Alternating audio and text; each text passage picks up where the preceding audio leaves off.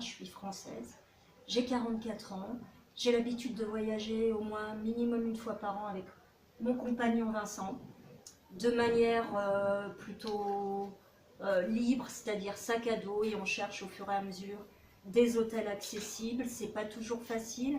Cette année, on est allé au Pérou une première fois, on est en Équateur, on est venu à Bagnos, on s'est arrêté sur une place par hasard pour se reposer, et il y a Alfonso et Stéphania qui sont venus vers nous, comme ça, c'est vraiment une rencontre fortuite, et nous a parlé de sa démarche pour rendre son combat, pour rendre le pays, sa ville essentiellement plus accessible.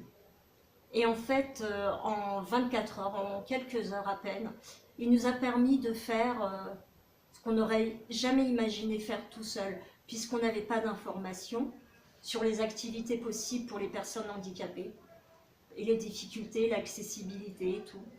Et en 3 heures de temps, on a pu faire tout ce que toute personne valide a pu faire, à quelques exceptions près. Voilà. Donc je pense qu'il faut soutenir ce type d'action, parce qu'une personne handicapée a autant envie, et les moyens également, peut mettre les moyens pour se faire plaisir. Une personne en fauteuil aime voyager, aime se faire plaisir. Et soutenir Alfonso dans sa démarche m'a permis enfin de faire dans cette ville ce que je n'aurais jamais pu faire, même avec mon conjoint. Et moi, je tiens à ajouter que dès le premier soir, le contact avec Alfonso et Stefania a été très naturel, très simple. Ils sont venus naturellement vers nous.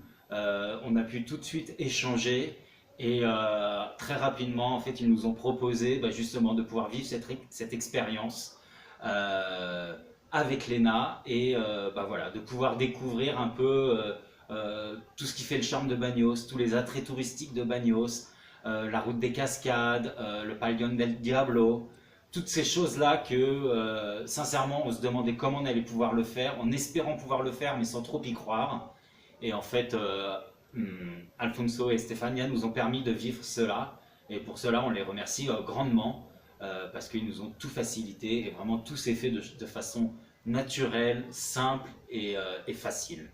Donc vraiment un grand merci à eux deux, et un grand bravo pour tout le travail qu'ils font au quotidien pour justement développer ce tourisme accessible, ce qui bien souvent manque dans nombre de pays. Nous qui voyageons régulièrement, on a pu s'en rendre compte que c'était pas toujours aisé, et ici c'est vraiment quelque chose qui s'est fait de façon naturelle. Donc un grand merci à eux deux.